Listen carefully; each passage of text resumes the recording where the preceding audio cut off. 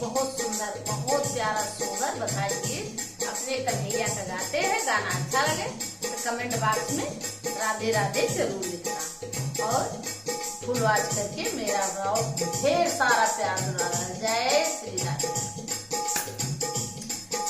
गोकुल माँ बाजे बधाई, गोकुल माँ जनमे कन्हैया, बधैया लागी बा अजय, बधैया लागी बाजई हो।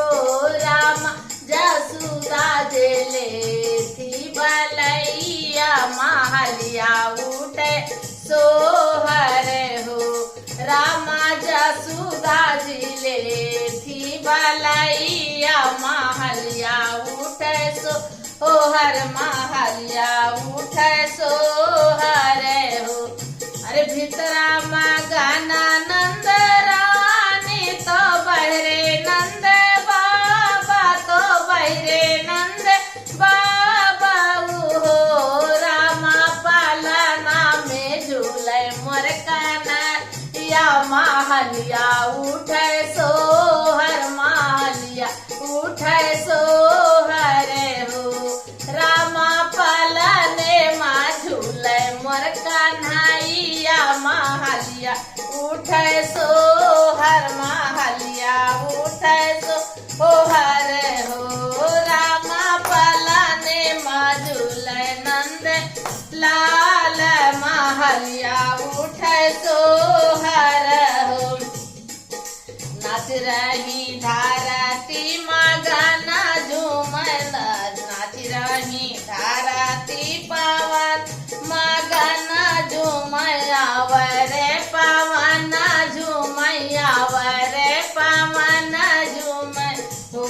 रामा सब देव फूल बरसाव, दर्शन करया वही हो। रामा सब देव फूल बरसाव, दर्शन कर आवई हो। रामा सब देव फूल बरसाव, दर्शन करया वही हो। अरे बाल रूप देखे पालनहार हो, तो देखई भोलेया हमारे न भोलेया मैं हो। बहनी बाल रूप बाटे पालनहार, कर दर्शन भोले कर, दर्शन भोले कर, दर्शन त्रिपुरारी करे हो। बहनी देखाई सब नारी नारी, तो सुधी बुद्धि भूला गए हो। बहनी देखा थे सब नार नारी, तो सुधी बुद्धि भूला गए हो।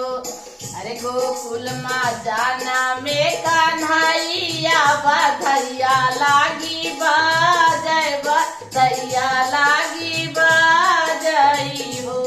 रामा जसुदा जिले थी बलैया, महलिया उठे सोहर, महलिया उठे सोहर हो। रामा जसुदा जिले थी बलैया, महलिया उठे सोहर। जय श्री राधे राधे। जय कन्हैया।